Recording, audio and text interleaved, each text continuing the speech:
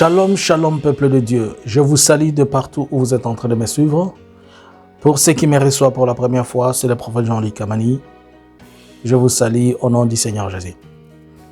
Ce matin, nous sommes aujourd'hui à la date du 5 août 2024. J'ai deux messages à partager avec le peuple de Dieu. J'aimerais que vous me compreniez. Mais ces messages, l'important, c'est celle que je vais souligner. Aidez-moi à ce que cela arrive au président de la République, à Félix, soit sa maman, soit sa femme. Je veux bien que lui-même écoute ces messages. Je suis dans les livres du prophète Ésaïe, chapitre 38. Je lis au nom du Seigneur Jésus. À ce temps-là, Ézéchias fit malade à la mort. Le prophète Ésaïe, fils d'Amor, vint auprès de lui et lui dit: Ainsi parle l'Éternel, donne tes ordres à ta maison, car tu vas mourir et tu ne vivras plus.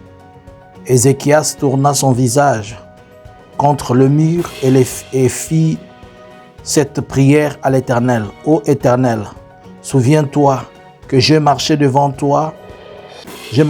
ta face avec fidélité et intégrité de cœur, et que j'ai fait ce qui est bien à tes yeux.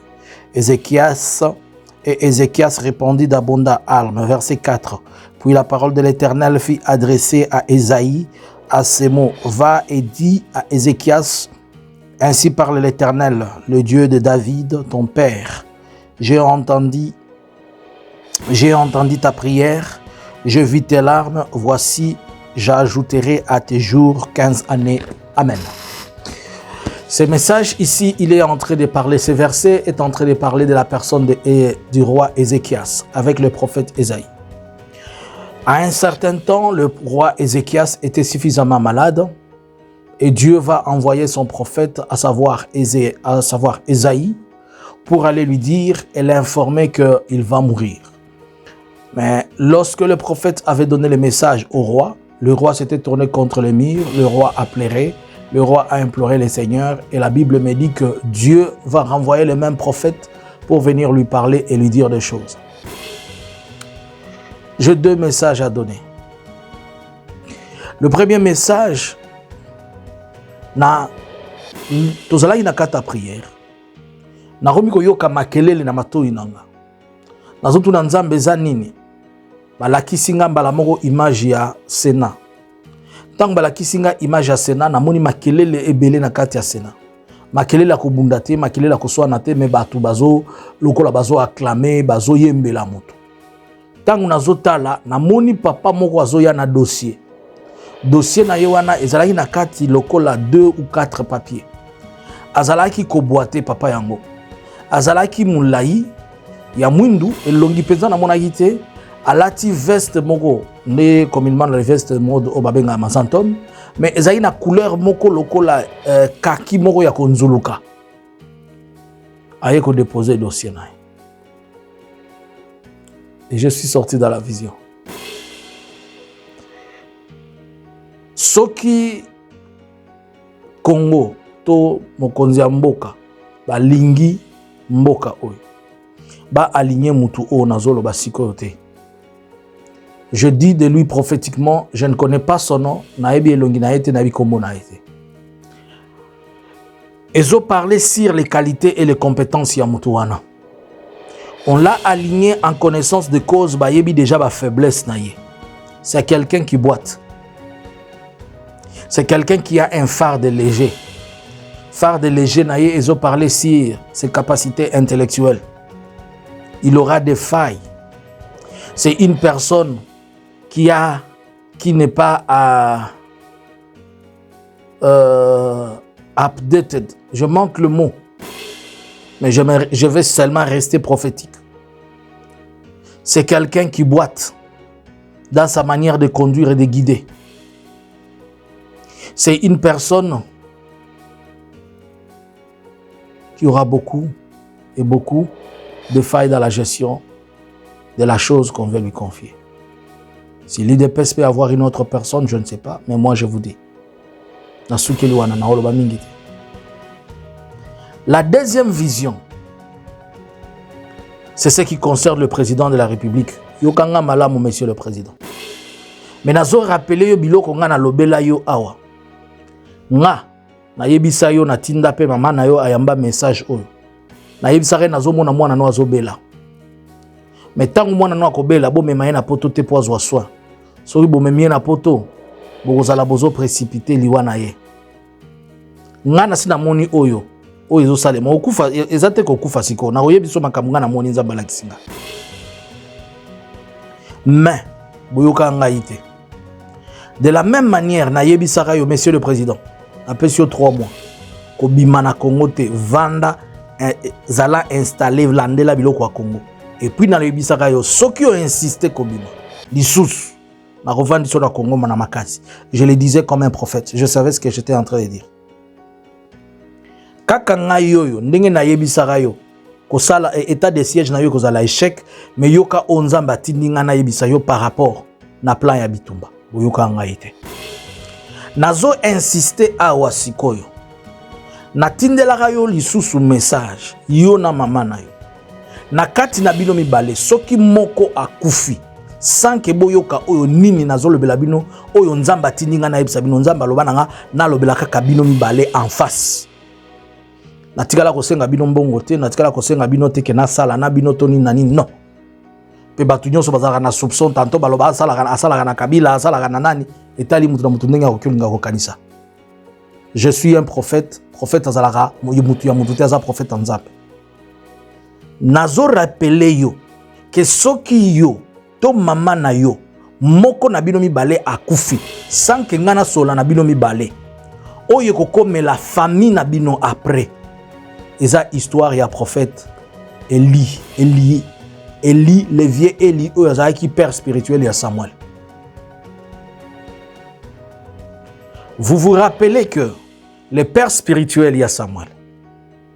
Selon ce que dit la Bible. Père spirituel y a Samuel. Bible zolo baboye. Que Samuel a se retrouvé ka nzamba bengiye. Tango nzamba bengiye, nzamba bandi ko lobela ye. Alobi je vais faire quelque chose. Ona no salemate. Ata soki Eli apesinga offrande na kozo yango te. Ata soki babondeli na koyoka bango te. Mama Marthe na Félix boyoka ni na lingi koyebisa bino. Mais soki boboyi koyoka nga na kombo na yo, na yabana na yo, na libota na yo, ata otiki ba milliard ndenge bozo mema ndingo za na ba carré minier na ba 85 wana ndingo za na mbongo wana ekosala eloko te nzamba ko balaye bino. Esengeli boyoka nini na koyebisa bino mbale. Batumi satu te azana besoin batumi bale Félix na mama na ye boyoka oyo nzamba alobi na nga na yebisa bino na insista ka ça fait 3 ans nazo ça fait 5 ans nazo insister mais la dernière fois na kanisi de yango et peut-être je ne dirai plus na kosukola maboko na nga liboso nzamba yoka siko makamu nazo yebisa biloko nazo yebisa yo ça remonte à 48 heures disons 24 heures nzamba uti olakisanga il y a 24 heures. Na moni président Félix na mbeto à hôpital. Tangu na moni na mbeto à hôpital, mbala moko na moni moto asituki, loko mutu moko azaki soki na coma, loko soki azaki na état nini de mutu babetaka ba cardio. Asituki. Je dis ce que je vois. Aujourd'hui, nous sommes le 5 août 2024. Ne venez pas dire qu'il a appris ou bien je vous dis ce que l'esprit de Dieu m'a révélé. Je vois le président Félix à l'hôpital.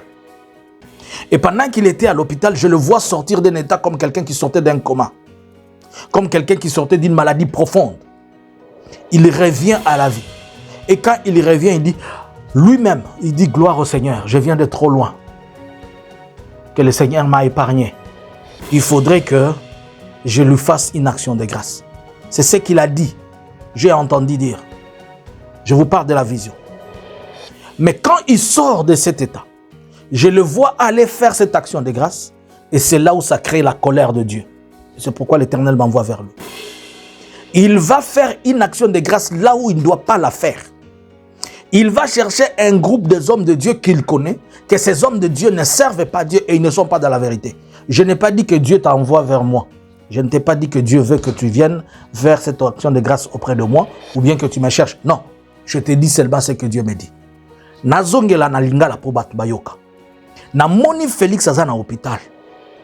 nayebi ba message ebimaki ebele ya kokufa nini nani nga namoni liwa te nayebisaka bino oyo namoni ata bato bayinaka ata balobaka mais finalement boyebaka bomona vérité na suka nayebisi bino ce que moi j'ai vu